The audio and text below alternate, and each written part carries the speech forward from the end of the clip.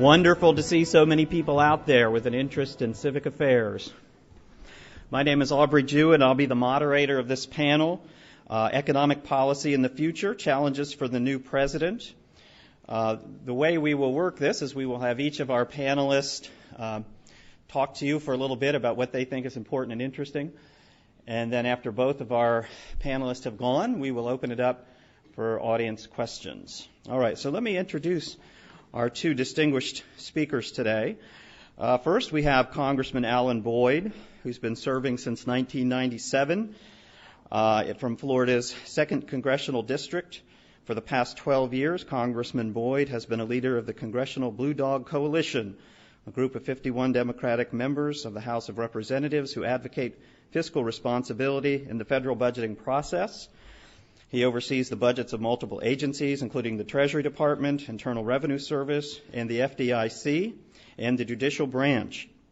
In addition to the subcommittees on Defense and Financial Services, Congressman Boyd continues to serve on the Agriculture, Rural Development, and Food and Drug Administration and related agencies subcommittee of the House Appropriations Committee.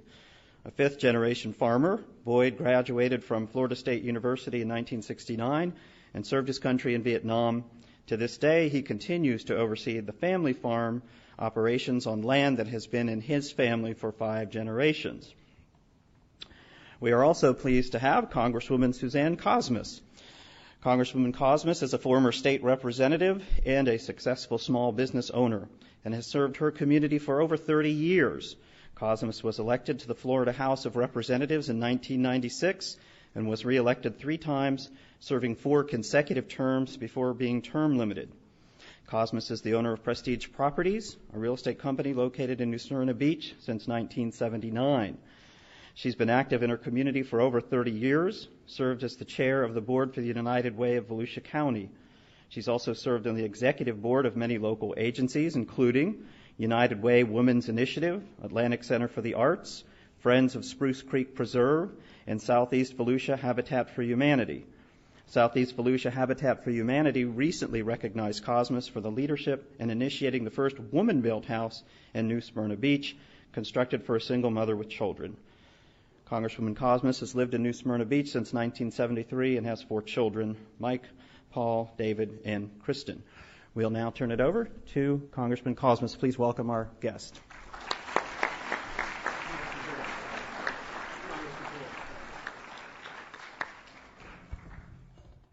Aubrey, and good morning, everyone.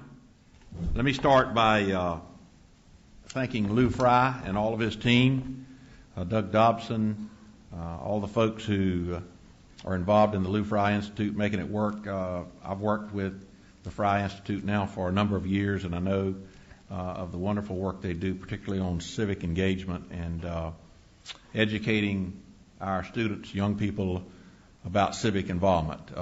It's very, very important. I think it's more important today than it's ever been, given the events of the last few months and what's going on in this country, and understanding our economic model and what we have to do to get back on track. One of the things that I've been asked to do this morning is talk about the budgeting process in Washington, D.C. That's kind of a dirty subject, kind of a messy subject, if you will. But President Obama obviously has walked into a very tough situation from the budget perspective. And I want to discuss that a little bit and my ideas about some of the things we have to do to get back on track with our federal budget. One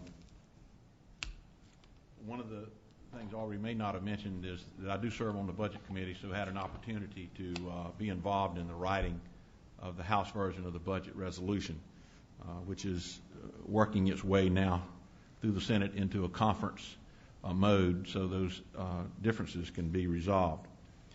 One of the things that I know about budgeting, and I know those of you that have taken any business classes know about budgeting, is the purpose of a budget is to try to put down on paper what you expect your revenues to be and what you expect your expenses to be, and see what the bottom line is. Did I do that? When I said bottom line, it all blew up.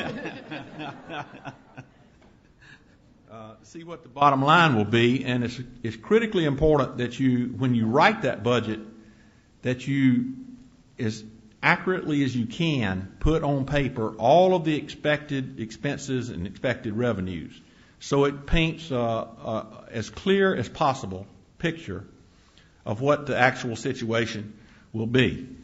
And one of the important things you need to know about the budget that's working its way through the legislative process now is that it does that. And it's the first time in 8 years that it's done that. And let me tell you what I mean. For the previous 8 years, 7 or 8 years, when the budget resolutions, when those numbers were presented to Congress by the President, there were some very critical parts of the expense side that were left off. I'll give you an example. All of the war cost in Iraq and Afghanistan since the invasion of Iraq have been left out of the budgeting picture when it comes to writing the budget for the United States government. All of the costs that are associated with Medicare that related to certain corrections that have to be made in provider reimbursements, physician reimbursements that everybody in town, everybody in the country knew we were going to do, they were left off. The cost of the alternative minimum tax. Now, many of you in this room may not know what the alternative minimum tax is, but there are some who are scattered around that are professional and file an income tax return, do understand, and that has been left off for the last 7 or 8 years. The fix. It's about a $75 billion annual fix. Other things like disaster, budgeting for disasters, budgeting for the estate tax problems that we have and created in the 2001 economic package, all of those have been left off.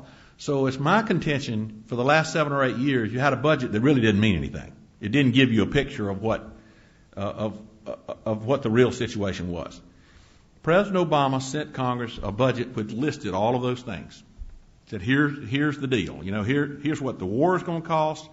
Here's what it's going to cost to fix the Medicare physician payments deal. Here's what we need to put in the budget for disasters, because we know we're going to have hurricanes and floods and tornadoes and earthquakes, and we're going to have to respond to them as a nation.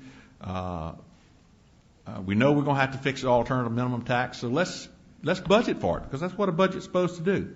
So when you put all those numbers down now, the picture is not very pretty. I have to tell you, it is not a pretty picture at all. And all of you have heard on the television reports and radio talk shows about how bad it is. And it is true, it is not pretty. But the fact is that we are in an economic free fall. That exacerbates this problem in a large way. And so, but we can't fix this problem until we're honest with ourselves and with the American people about how bad it is and what we have to do to get out of it. We can't fix it overnight. It's going to take years to figure out how to make the revenues and the expenditures to balance again like they were only 8 years ago in January 2001. So, but we can get there if we work hard and work together. Now, what is in this budget that we're looking at today? I think there's some critical things that the new president has brought to the table that we really need to talk about. The first thing is of course, fixing the economy. And how do we do that? Representative Kosmas is going to speak of the stimulus package and talk a little bit about those efforts through the stimulus packages that we have done or may do. One of the things that the president feels very strongly about, and I believe he's right, is that the health care problems of this nation are at the very core of the economic problems that we have. You have a health care system that many would claim provides the best quality health care in the world. And it does. I agree with that. But the problem is that we have 48 million Americans, over 15% of our population, who cannot access that health care. they can't get into it. So what good is a quality healthcare system that folks can't get into because it's too costly, because they can't afford insurance?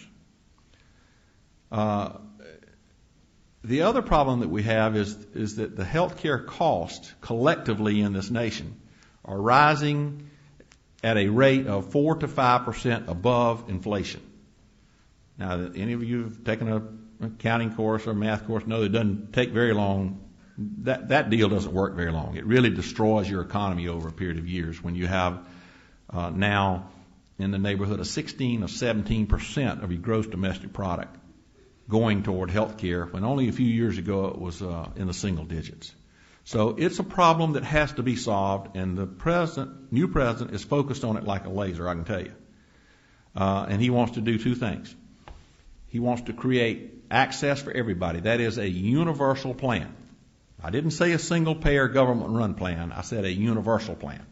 So, and he wants to control cost. So you have to do those two things. You have to create a healthcare system that everybody can get into, and you can control the cost and keep them from rising at the rapid rate they have been over the last 20 or 30 years. So healthcare is number one. Secondly on his agenda would be the energy situation. I think most of us would agree that climate change is a real problem. Some people may not, but generally I believe if you don't, you probably really don't want to believe it. You're not looking at all the facts. So climate change is a problem as we get more and more people on this earth. It's going to continue to be a problem. We have to figure out how to deal with the things that are causing the climate change, and that's related to our energy problem. This country, with 5% of the world's population, consumes about 25% of the world's energy. The base of that energy consumption is carbon-based. It's oil mostly. We make gasoline out of oil because that's the cheapest commodity to do it, or has been. But we don't control very much of the oil in the world. We only control about 2% of the world's oil reserves, and this country consumes about 25% of the world's oil. So we got to find a different way to produce energy, and that's a very important thing that the president will work on. Thirdly is the education system. Everybody knows that to have a great economy like we have, you have to make sure that each generation is better educated than their parents. We have done that in the past. I'm a little bit many of us are concerned about the future of that, and President Obama is also and wants to focus on that, both at the very earliest levels and at the college level. And fourthly, so he's got those three things on his plate: healthcare, energy or climate change, education, and fourthly is fiscal responsibility. And that's one that you heard Aubrey talk about my involvement with a group called the Blue Dogs that we have really focused on as a group. The whole notion of if you're going to have a government and the government's going to provide services and provide programs, the American people ought to be told what they're going to cost and asked to pay for them. We can't continue to go borrow the money from China or some other country who has excess cash and send you guys, you young people, the bill. Because if we continue to do that, your tax rates will be in the 75 to 80% range when you get to be my age. And I think that's very selfish of my generation to do that. So again, healthcare reform, energy, education, and fiscal responsibility. We have to get back to paying our bills and making the bottom line balance. So with that, Aubrey, I will stop and turn it over to. Let me also say that I'm not going to turn it over yet. Let me say about this lady here. I didn't get to serve with her in the state legislature. She came right after I left, but I watched her, her career, and then of course when she ran for Congress and won the congressional race, I was very delighted about that for a number of reasons, and I will tell you that I'm very delighted to be with her in her congressional district this morning. Suzanne. Thank you. Thank you. Thank you very much. Thank you for those kind words, Alan, and also my thanks to our hosts here, the Lou Frey Institute. Lou, it's good to see you. And for all of those of you who are here in attendance, I congratulate you for your interest in public affairs. And after all, this is your future that Alan and I are working to improve and to make better as members of Congress. I want to welcome all of you to my district as well. As you know, I was only recently elected, and today, in fact, is my 100th day of having been in the U.S. Congress. Thank you. Thank you. Thank you very much. And as Aubrey suggested to you, I actually live in New Smyrna Beach, where I've lived for 35 years, raised my family, run a small business for over 30 years, owned and operated a small business for over 30 years. I have 4 grown children and 9 grandchildren, and when I got elected, everyone was confused. Do we say Congresswoman, Congressperson, Congressman? My grandchildren decided it would be Congress Grammy. So that's my nickname, and well earned, I believe. Again, this is a great opportunity for me to visit with you and to hear from you, but also to tell you that, echoing some of the comments made by Alan, we are working on an agenda that is designed to do 2 things. I think, first of all, to get us out of the crisis that we're in at the moment, but also to move us into a future that will be promising for you, economically, environmentally, educationally, and with regard to health care, as he suggested. And this is the agenda that the administration has put forward, and the same agenda that we as Congress are attempting to assist him in putting forth. As you know, we are in the worst economic crisis this country has seen since the Great Depression. Jobs, particularly in Florida, we have unemployment and underemployment at an all-time high. We have foreclosures at an all-time high and rising daily. So the crisis that we came into during this congressional session is unlike any precedented in my lifetime, for sure. And so we began with major challenges and have hit the ground running, so to speak. Many people say, as a freshman, what's it like in Washington? And the saying up there is, it's like trying to drink water from a fire hose. But I say it's more like being on the fastest treadmill I've ever been on. And by the way, the angle of the treadmill is like this, because you're really working fast on issues that are so critical to this nation at this very moment that we have a huge responsibility. Now, I will say that I am extremely honored and excited to be part of that, despite the daunting challenges before us, and I'm humbled also to serve as your congressperson. One of the first things, of course, that we did in Congress was to pass what is called the Recovery and Reinvestment Act, known as the stimulus plan, in order to try to do a couple of things that would alleviate the crisis situation that we're in. And we think we've begun to see that there are some positive signs, but all of us know we have a long way to go.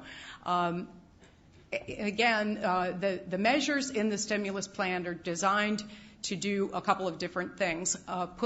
Inject a short-term boost in the economy by actually creating jobs, whether it's education, whether it's health care, or whether it's alternative energy. These are areas in which the stimulus bill has directed a lot of money. And as Congressman Boyne said, they are very consistent with the long-term plan of making an investment in a quality future for you, your children, and their children, where we can reduce our reliance on foreign oil and on oil, which is a finite resource, and use your energies, your brains, your entrepreneurial spirit to create alternative ways to get the energy that we need to run our economy and to make this a cleaner place to live. So the alternative energy component for me is a win-win-win. We win economically because we create a whole new generation of opportunities for you to think about, invent, create, and build alternative ways to provide energy to this country. We win on the environmental side because we ultimately will be able to reduce our carbon footprint on the earth and, again, improve the quality of life environmentally for you, your children, and their children. And we also have the opportunity, if we do this right, to make corrections in our national security decisions, which sometimes are based on the need for oil. And so this is a very important component of what we're trying to do in the alternative energy field. I never like to go without saying that because I think it's very important that you recognize that these are long-term investments for the future and for the quality of life. As Congressman Boyd suggested, there's also a huge investment in education in this Recovery and Reinvestment Act.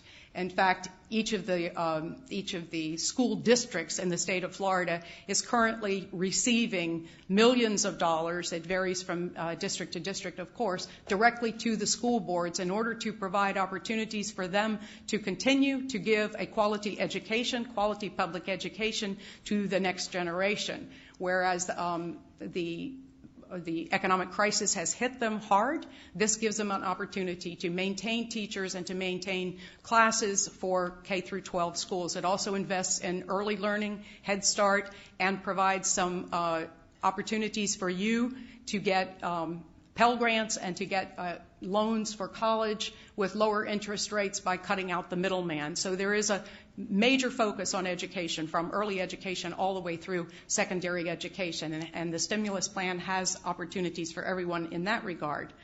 The other thing, and again this was mentioned by Congressman Boyd, is the health IT component for the stimulus plan, which has $19 billion in it to provide an opportunity for the healthcare system across the whole strata of whether it's doctors, hospitals, UCF Medical School, or others who are interested in providing quality care, to get on the same sheet of music so that your records are accessible and transferable from one place to another, from one kind of institution to another. The President has made a commitment to this. Again, I think it's an investment in the future which will provide an opportunity for health care to be more efficient, more effective, more economical, and also will give us an opportunity to reduce costs that are lost to duplications and or fraud and abuse. So I think the mission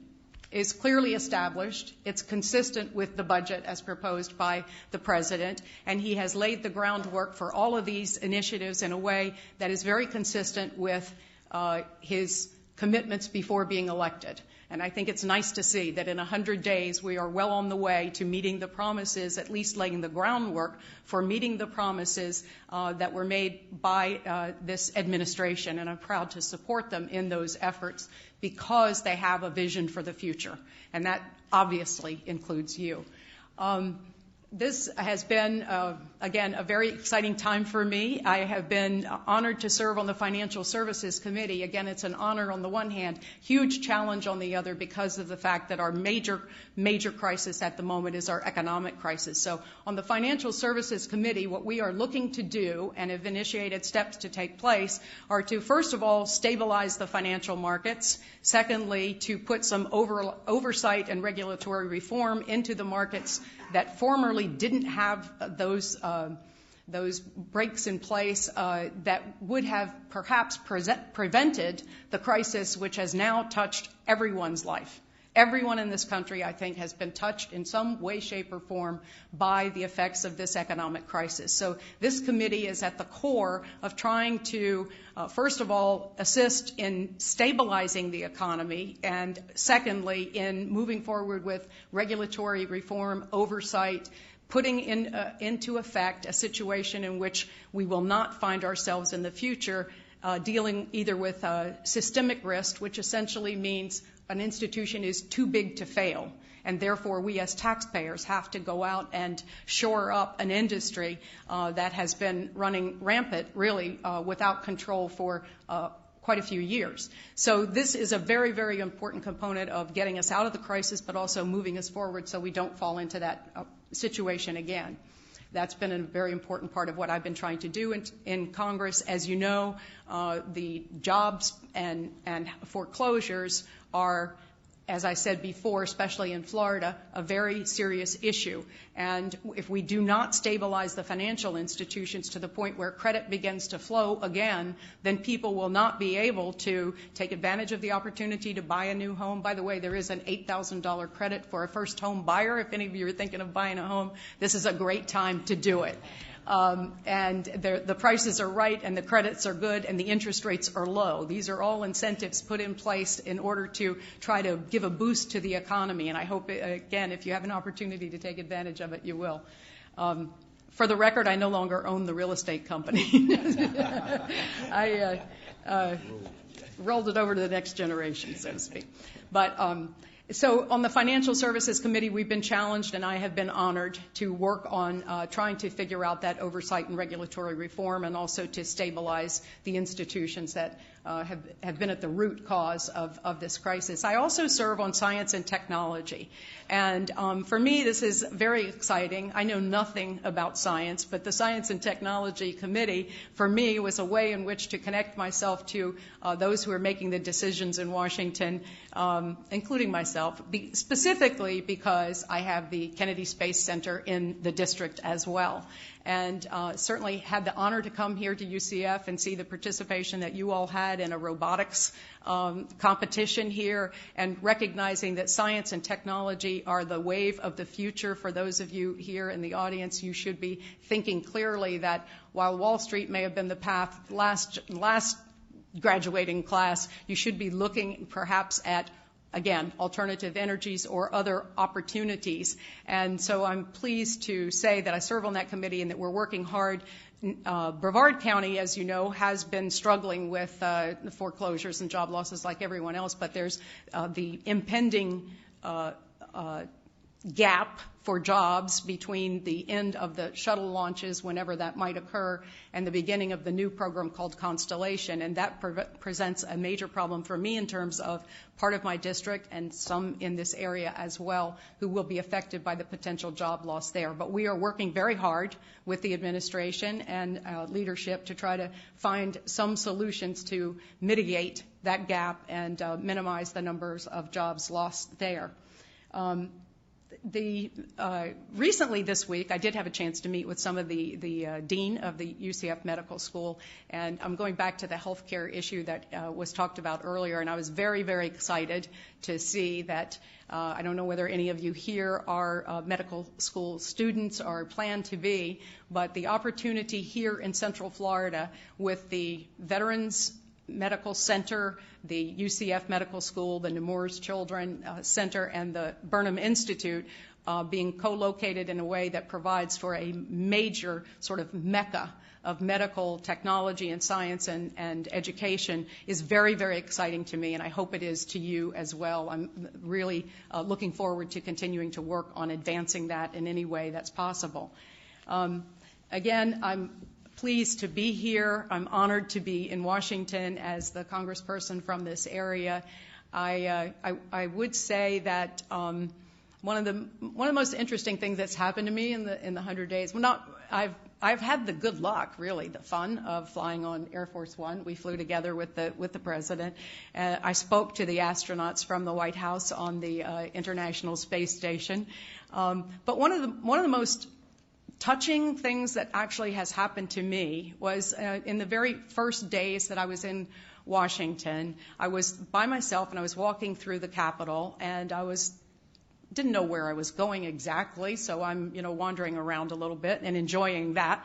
And I found a little stairwell in the corner that kind of dark and round that went up like this, and decided to take it up. And so from the first floor to the second floor, I went on a set of stairs that I found out were actually the set that had survived the fire of 1812 and still continue to exist in the Capitol. And the treads, of course, are all sort of concave. And so every step that I took up those stairs, and I try to take it whenever it's possible for me to do so, was literally touched by our forefathers in the Capitol. And for me, that was a really moving experience, and something, as I said, I try to do frequently to remind myself of the awesome responsibility, the real true honor that we have to be your representatives in Washington, and to remember that this is a great country with a great history of doing the right thing for the right reasons. And again, I'm just truly honored to be your representative and to say to you that if you out there are interested in public service and politics, go for it. It's really a fabulous way to give back to this community, which has given all of us so much freedom, so much opportunity, and the privilege of being an American citizen. And I say it with pride. I appreciate very much that I have been given this honor, and I hope you'll look forward to doing the same in your careers.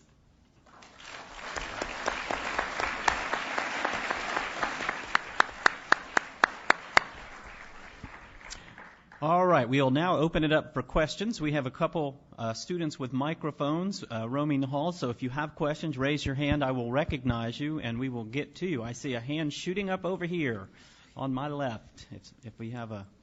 There we go. Back that way.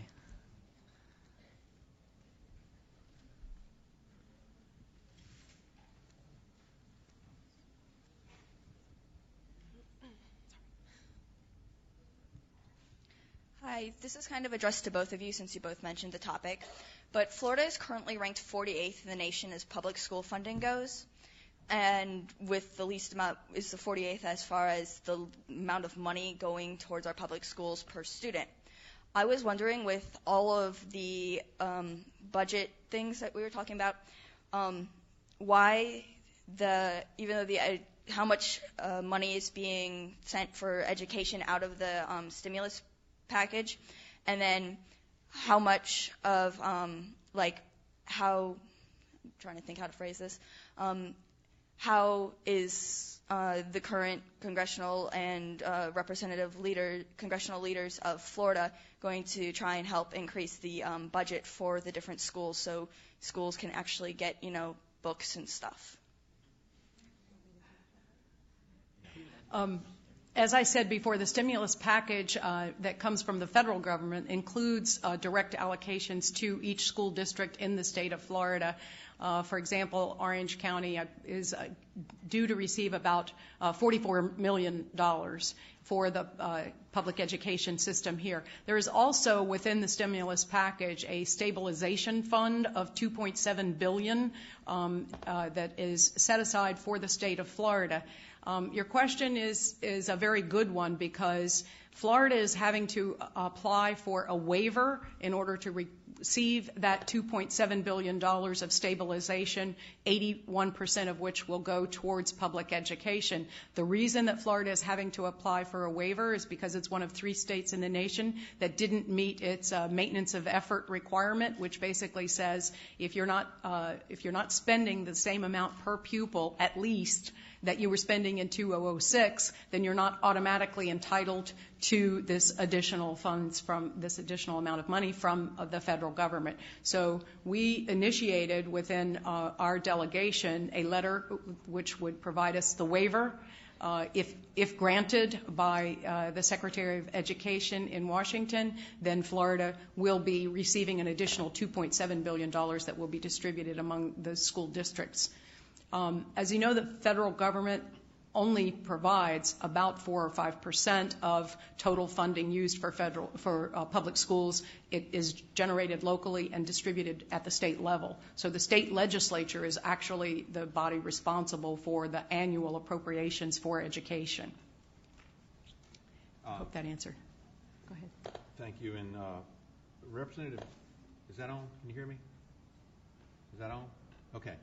Representative Kosmas and I both served in the state legislature, and in the state legislature, we, along with the other folks who serve there, have the responsibility of raising the money and funding, along with the local counties, the school districts, for public education.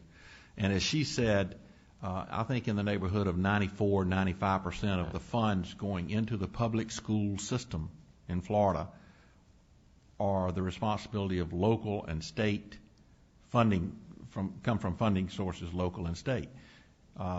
There's a reason to do that. You want to keep those decisions and that curriculum structure is at the lowest level of government as possible, and is not something that under our system of government that the federal government has had the responsibility for doing, with a few exceptions. So I think it's important to understand that the real problem here has been the failure of the state legislature to properly fund the education system. And I might recommend to Lou Frey for his next institute that you bring some state legislators up here and let these folks ask them that question.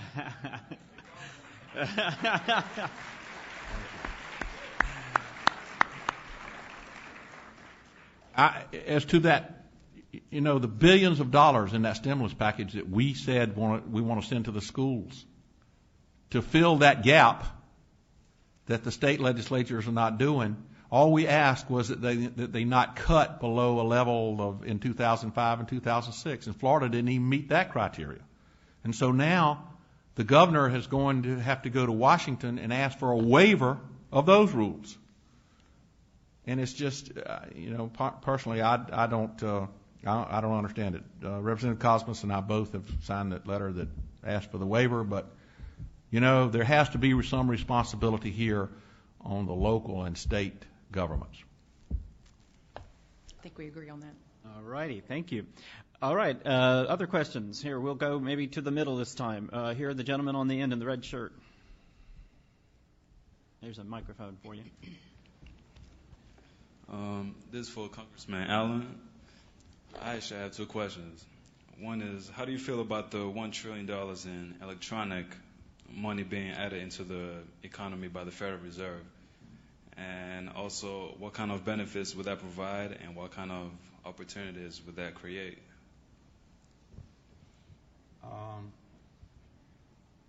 The $1 trillion being added into the economy, you mean that was put in there for the financial institutions?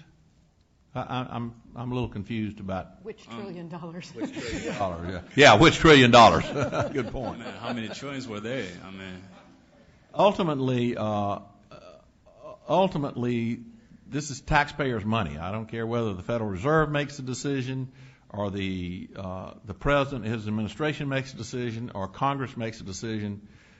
If that money is spent, ultimately, it's the money of the taxpayers of this country, or in some cases, the people of the Republic of China, where we went and borrowed the money.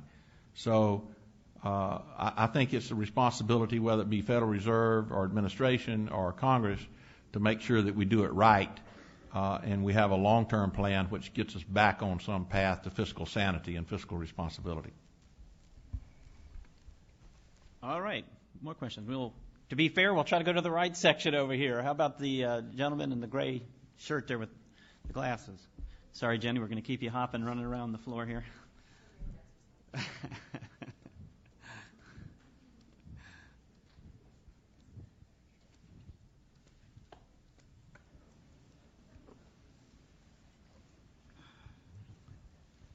My question is for both of you. Under the No Child Left Behind Act of 2001, schools that do not make adequate test scores receive less funding. You say that we're going to get funding specifically for Florida, but under the current legislation, that funding won't go to the schools that desperately need it. What are you guys doing to fix that issue? I'm going to let you address it since you were there when the No Child Left Behind was put in place.